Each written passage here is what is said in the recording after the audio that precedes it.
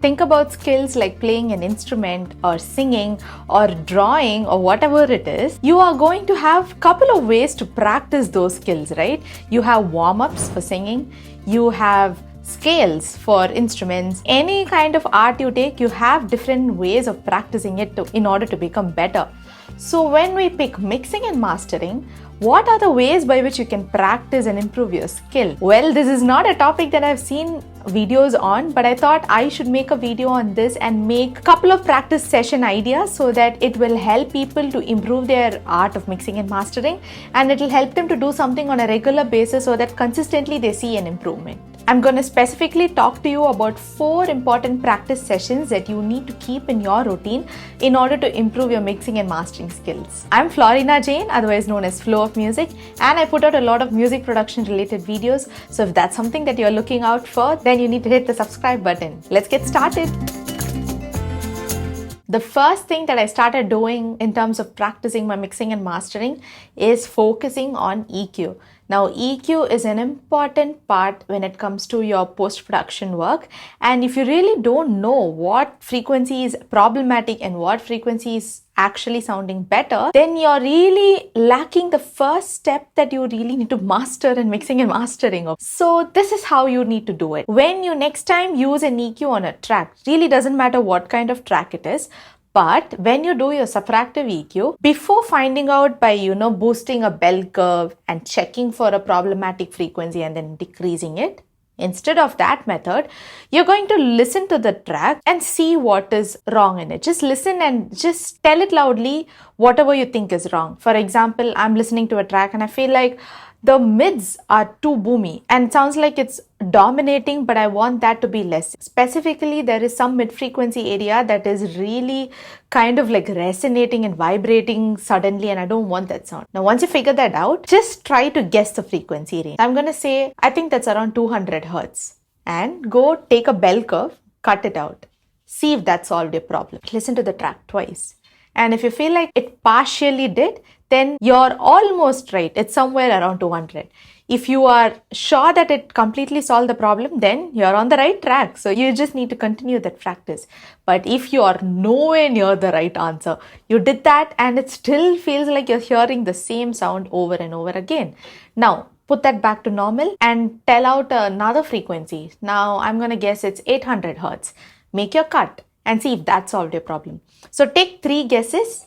And within 3 guesses, if you're able to somewhat reach the answer that you're thinking about, then that's going to improve your skills. That's going to point out and your brain is going to get tuned towards understanding that certain sounds are associated with certain frequencies. And you're going to work faster as well. So it really doesn't matter if it is a vocal track or a guitar track or any instrument or any track for that matter.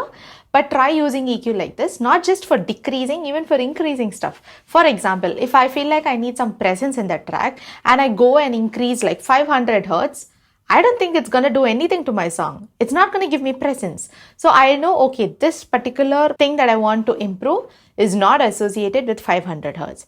Then later, suppose I increase 8K, and I feel like, okay, I can hear more presence and it sounds more airy and nice. Obviously, you know that, okay, this is associated with 8K. So practice using your EQ like this on a consistent basis. Eventually, you're going to improve in identifying frequencies and overall sounds, because sounds are like a compilation of different frequencies, right? So you're going to improve in that. So let me know if you tried this method and just let me know in the comments if it helped you out. The next practice that I would like to recommend is doing a lot more automation rather than just relying on just one big plugin.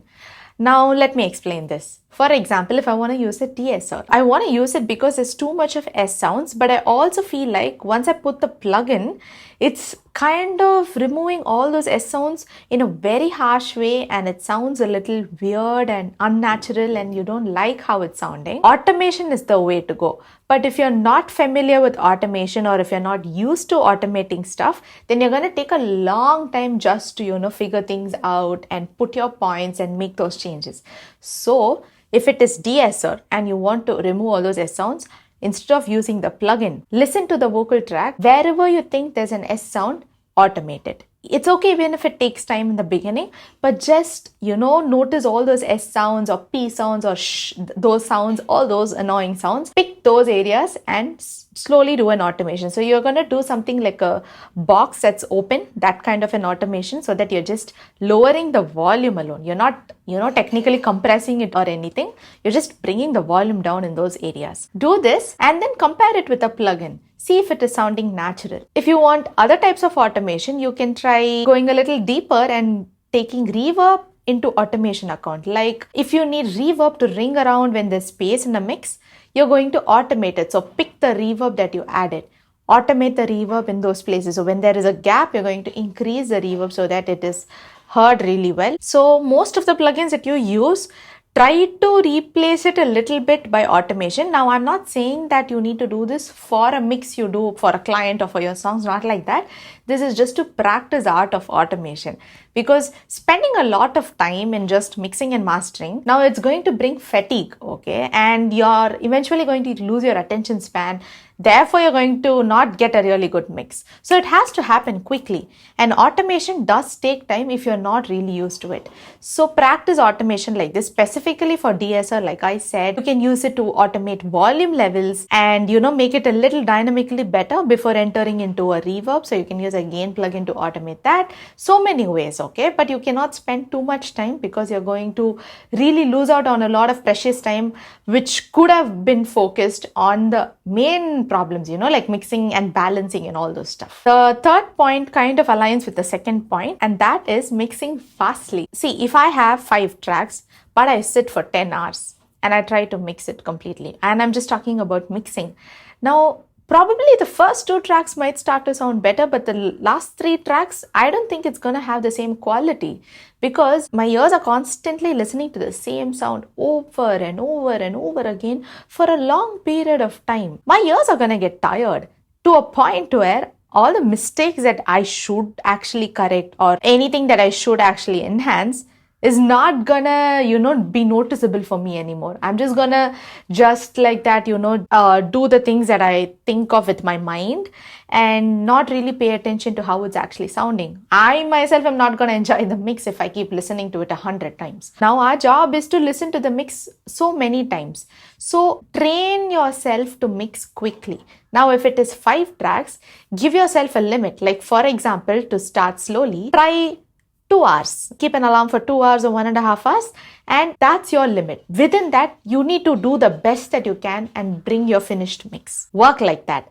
Completely go by instinct and then do all your changes. And then within 1.5 hours, you're going to listen to an output. Then probably decrease a time or increase a time depending on your taste and your way of working and all that. But the point that I want to convey is that you need to mix a little fastly. So if you know and your instinct tells you that you need to move that, go ahead and move that. Okay, just see what happens.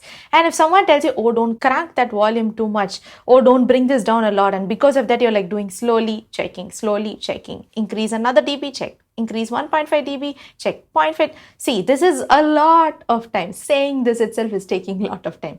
So if your instinct tells you, oh, the bass has to be a little low, go pull the fader down.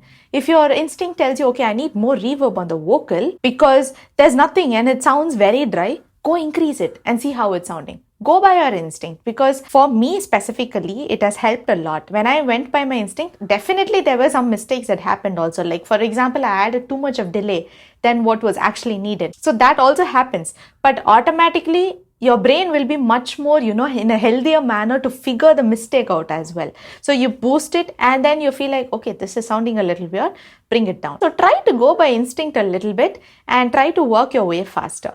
That is going to help you have a much more attention span when you are working with your mixes. You're going to have better mixes. You're going to, in the end, have a better song. You're going to enjoy mixing and everything works according to your way, right? So try this method. Now, before I tell you what the last point is, if you watched this video thus far and you've not subscribed to my channel, hit the subscribe link below so that you don't miss any of my YouTube videos. And there are so many exciting courses that I'm working on, which is going to come up soon. So all those information will get to you as soon as you subscribe to my channel. Now coming to the last point. Now there's so many YouTube videos outside that tell you this EQ is nice, this compressor is nice, use this compressor in combination with this compressor, use these settings. And as a viewer, when I look at all these different resources that I've got, I'm going to be overburdened with all these things. Specifically, if I've got the same plugins that all these YouTubers have got, I'm just gone, because I'm going to use like 10 different compressors and 10 different EQs, and I'm going to keep trying and trying.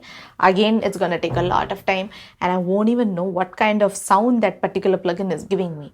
So when you begin to work with a new plugin, I say pick 2 EQs, pick 2 compressors, something that you've not worked with till now. You're going to work only with those 2 EQ plugins and those 2 compressor plugins for a month. Okay, minimum. Take that time and only work with these 2. Okay, so you're going to make sure that you only have like these 2 EQs and these 2 compressors to work with, so that as you keep working with them consistently, you're going to understand the kind of sound you're going to get out of that EQ plugin.